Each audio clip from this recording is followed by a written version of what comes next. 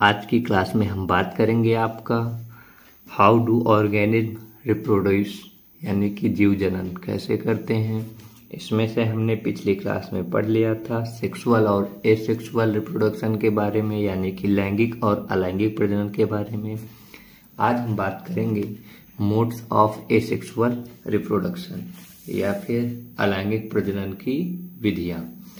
पहला क्या है आपका मोड्स ऑफ एसेक्सुअल रिप्रोडक्शन। पहला क्या है आपका fission. The parent cell divide into daughter cells. इसमें से क्या होती है, जो पेरेंट सेल होती है दो अलग अलग डॉटर सेल्स में विभाजित हो जाती है और नए जीव को जन्म देती है। ये मेनली फिजन जो होता है दो टाइप का होता है। Binary fission, two cells are formed like amoeba. इसमें क्या होता है कि दो सेल्स फॉर्म होती है और दोनों अलग अलग नए जीव का रूप ले लेते हैं। एग्जाम्पल है इसका अमीबा।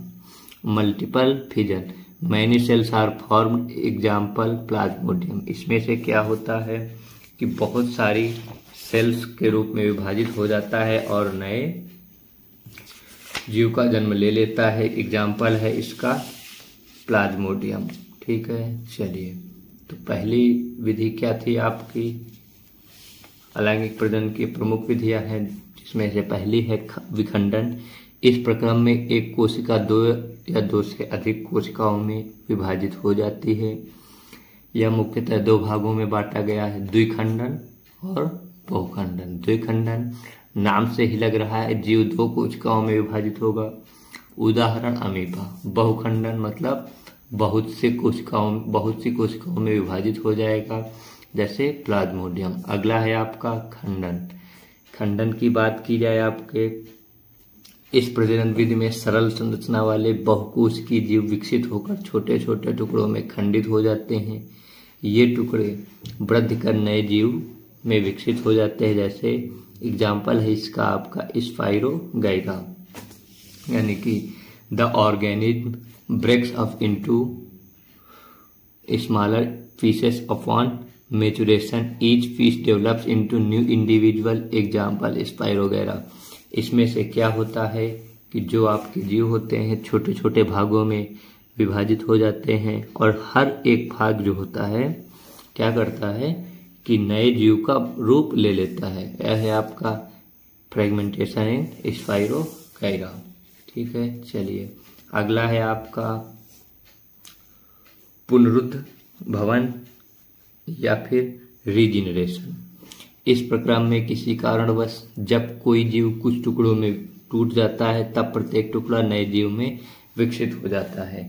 इसमें से क्या होता है, अगर कोई जीव जो है आपका किसी कारणवश नए भागों में टूट जाता है तो हर जीव एक नए जीव का रूप ले लेता है। ठीक है, एग्जाम्पल है इसका आपका प्लेनेरिया और हाइड्रा। ठीक है, चलिए अब आगे हम बात करेंगे इंग्लिश में। Regeneration, if organism is somehow cut और broken into many pieces, each piece grows into a complete organism. Example planaria और हाइड्रा। ये बताइए किसी भी कंडीशन में अगर ये अपने अलग अलग भागों में टूट जाते हैं, क्योंकि ये अपने से नहीं टूटते हैं। ठीक है, तो हर जितने भी इसके भाग होते हैं ये सभी नए जीव का रूप ले लेते हैं। इसके बाद है आपका बडिंग। बडिंग बात की जाए तो मुकुलन। A bud is formed which develops into tiny individual. It detaches from parent body upon maturation and develops into new individual. इसका भी एग्जाम्पल क्या होगा, हाइड्रा। ठीक है, क्या होता है इस प्रक्रम में जीव के शरीर पर एक उभार उत्पन्न होता है जिसे मुकुल कहते हैं। यह मुकुल पहले नन्हे फिर पूर्ण जीव में विकसित हो जाते हैं तथा जनक से अलग हो जाते हैं।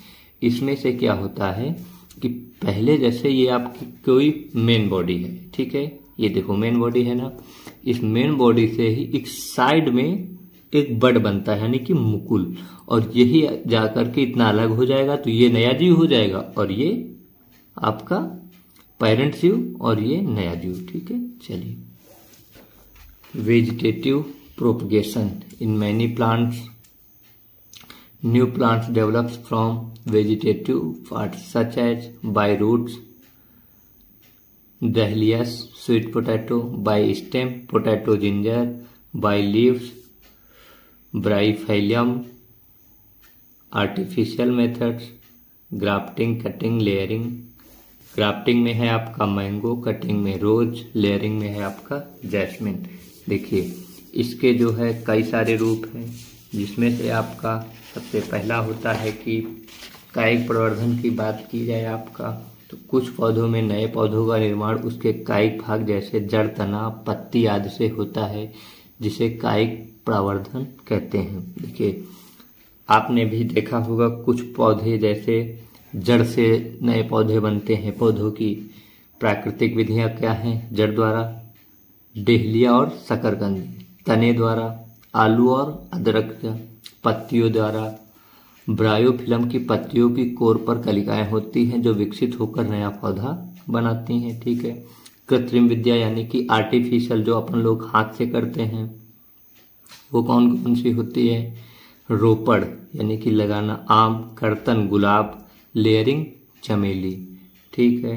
चलिए अब इसके बाद हम बात करेंगे ऊतक संवर्धन के बारे में।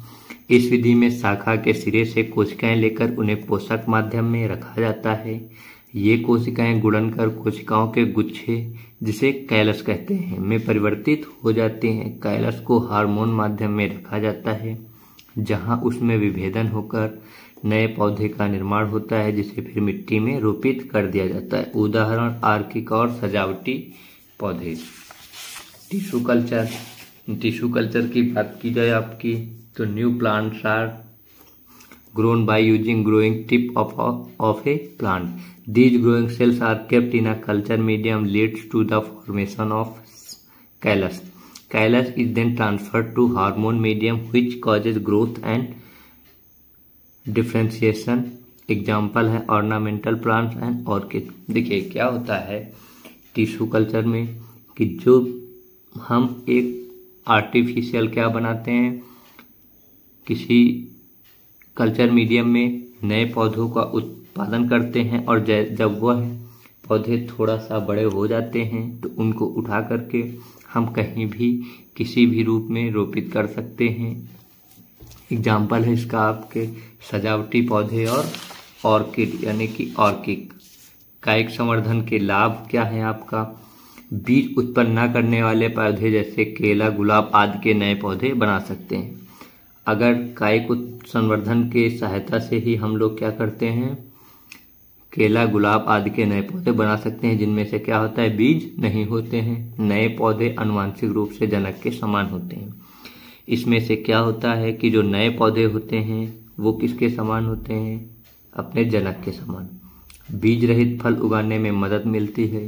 बीज रहित फल यानी केला और गुलाब के पौधे उगाने का सस्ता और आसान तरीका होता है। यानी कि ये इस तरीके की सहायता से हम लोग क्या कर सकते हैं, जितने भी पेड़ पौधे होते हैं सबसे हम क्या करेंगे, पेड़ पौधे उगाने का सस्ता और आसान तरीका होता है। ठीक है। चलिए benefits of tissue culture. We can grow plants like banana, rose, jasmine etc that have lost the capacity to produce seeds. हम उन पौधों को उगा सकते हैं जिन्होंने क्या किया है, अपनी कैपेसिटी खो चुके हैं क्या प्रोड्यूस करने के लिए, सीड्स यानी बीज। New plants are genetically similar to parents, यानी कि जो नए पौधे होते हैं अपने पैतृक के समान होते हैं। Helps in growing seedless fruits. ये क्या करते हैं, जो है आपका बीज रहित पौधों को उत्पन्न करने में सहायक होते हैं। Spore formation. Spores are small bulb like structure which are covered by thick walls under favourable conditions. They germinate and produce new organism. इसमें कुछ जीवों के तंतुओं के सिरे पर बीजाणुघानी बनाते हैं, जिनमें बीजाणु होते हैं। बीजाणु गोल संरचनाएं होती हैं जो एक मोटी भित्ति से सुरक्षित रहती है। अनुकूल परिस्थिति मिलने पर बीजाणु वृद्धि करने लगते हैं। ठीक है। डायग्राम देख लीजिए, ये है आपके स्पोर्स। ठीक है। यही क्या करते हैं, किसी न किसी नए पौधे का निर्माण करने लग जाते हैं समय आने पर। ठीक है। चलिए।